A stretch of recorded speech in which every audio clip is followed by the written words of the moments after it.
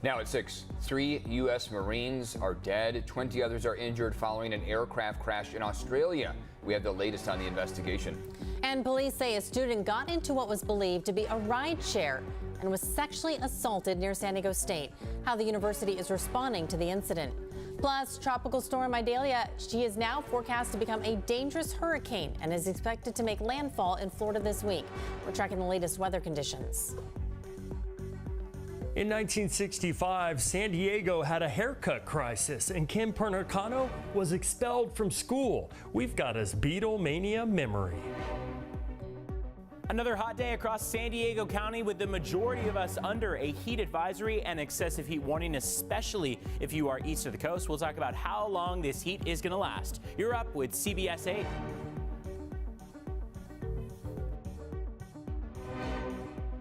Thanks for being here on this Monday at 6 a.m., everyone. I'm Eric Connert. And I'm Carrie Layton filling in for Netta Iranpour. This morning, family members of at least 3 U.S. Marines killed and 20 others injured in an Osprey crash on a remote island in northern Australia are beginning to learn the devastating news. Some were based out of Camp Pendleton. But if there are positive updates that are coming forward here, of course, we want to share that with you. They say 12 Marines have been treated at a local hospital and released. CBS 8's Chris Groh live in studio here with the latest developments here from Australia. Chris? Yeah, good morning, guys. And of course, we are going to keep a close eye on those who are still in the hospital and if they may be released soon. Now, we do know that at least 5 of those that are left in the hospital were critically injured. We heard from officials on the ground in Australia about their care. We are unable to comment on the conditions of those that remain in hospital out of respect to them and to their families. But what I can assure their families is that they are getting the best care possible. Now, you can take a look at the hospital there where they are being treated. These 23 Marines were taking part in an international training exercise. This took place on Melville Island, which is just north of Australia. We're not clear what caused the crash, but the aircraft went down immediately after the pilot indicated an emergency on their radio. We're told by U.S. military leaders there that there was a significant fire at the crash site. A rescue effort started immediately, but now it has turned, unfortunately, into a recovery mission to find the bodies of those 3 that were killed. This recovery and investigation will be prolonged, enduring and complex. We are planning to be at the crash site for at least 10 days at this stage. And of course, all of this happening after a Marine was killed in a crash here locally, a Marine pilot. This international exercise involved 5 countries. It's now on hold. When we learn more about those being treated in the hospital, we will be sure to update you here on CBS 8. Eric and Carrie.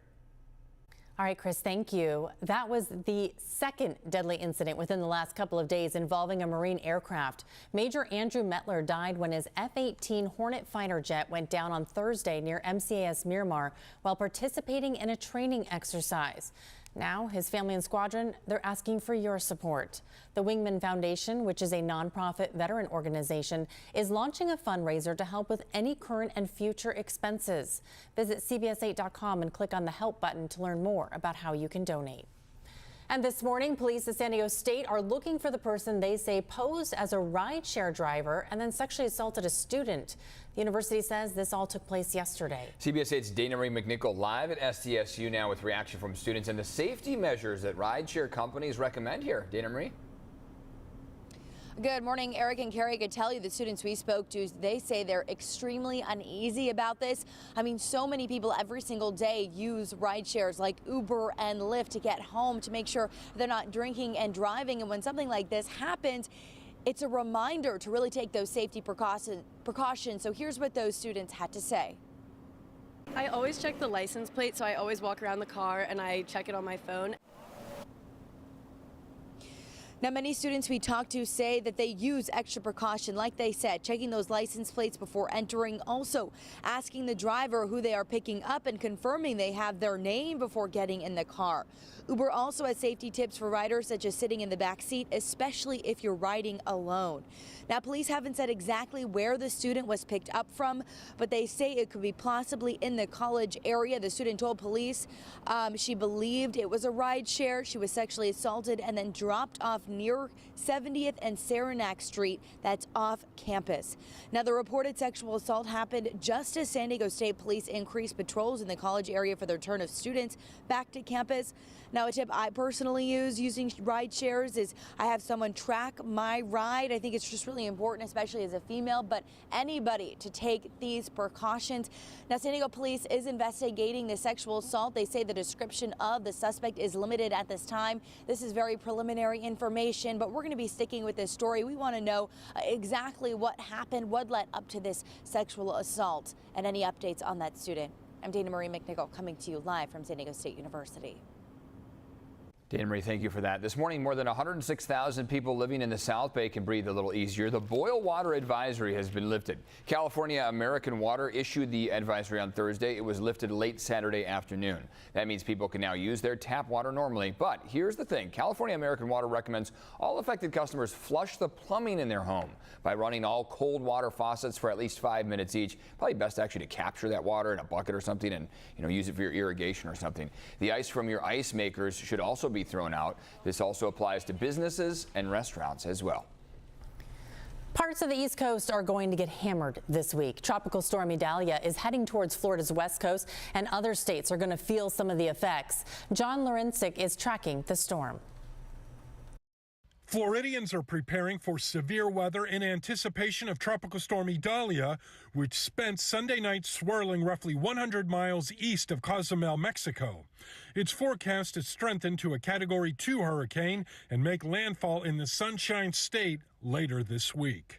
In terms of resources, we have mobilized 1,100 National Guardsmen, and they have at their disposal 2,400 high water vehicles, as well as 12 aircraft that can be used for rescue and recovery efforts. According to the National Weather Service, a hurricane watch is in effect from Englewood to Indian Pass, which includes Tampa Bay. If you are in the path of this storm, expect to lose power for a certain amount of time, and so just take whatever precautions are necessary as a result of that. On Saturday, Florida Governor Ron DeSantis declared a state of emergency in more than 30 counties, and voluntary evacuations are issued for parts of Hernando County. And there's something else brewing in the Atlantic, Hurricane Franklin. Hurricane Franklin, and it's about to be a major hurricane off the East Coast, not hitting the East Coast, but the waves, the winds, certainly for Bermuda, the waves and the rip currents, certainly for the East Coast. I'm John Lawrence reporting.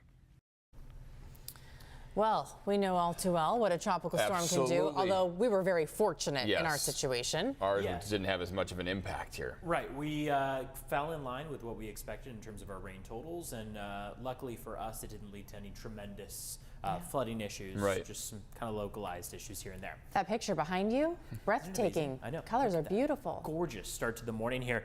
We don't have much of a marine layer present as we kick off now our Monday, and that's because we have a ridge of high pressure that is now dominating southwestern U.S. Southwestern U.S., hey, we're picking up on warmer and warmer temperatures. Coastline's going to be the place to find some relief, to find those cooler temperatures. At 80 degrees, average is about 78, so we're only 2 degrees off of average. 93 is an average high for your inland valleys, though there are going to be many eastern valleys that are expected to hit 99 to 100 degrees, and that'll climb to about 10, 15 degrees above average. Across the mountains, 95, 116 out there for the deserts. It's going to be a hot one, just a few passing clouds for the coastline and inland. We're watching those clouds build right now from San Clemente all the way down through Oceanside. Just within the last half hour, we've seen a little bit of cloud development just off of our coast and west of the 5. When we look down toward the South Bay, Silver Strand all the way through Imperial Beach, picking up on a decent amount of cloud cover. So this marine layer is not quite as dense as mornings prior to today, and that's thanks to that ridge of high pressure, but we'll still have some passing clouds on hand.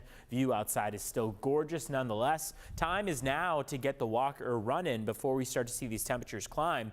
North-northwest winds at only 3 miles per hour. Winds will stay calm with this ridge of high pressure, and temperatures are going to stay in the 60s for another hour or so before we start to climb into the 70s, 80s, and 90s subsequently. So by that afternoon stretch, while we're under an excessive heat warning and heat advisory, good idea is to avoid the heat as much as you can. Wait until the evening to get that walk or run in, or even to just go out with the dog, to go out with the kids. You should be limiting your time outside if possible, the farther east you are of the coastline.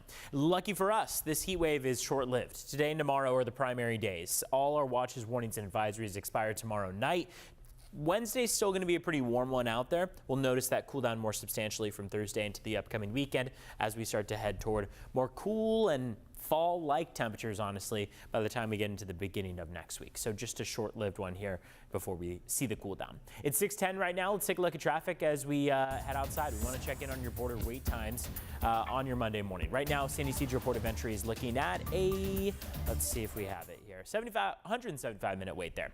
So in total, you can expect that wait to be well over 2 hours. Otay Mesa port of entry, 90 minutes, about an hour and a half out there. So pretty substantial wait time to start off your Monday morning. Expect some company as you make your way across our county in San Diego. And then once you get into San Diego County, you can head to cbs8.com/traffic. It'll have more on our crashes and collisions in our county. Back to you.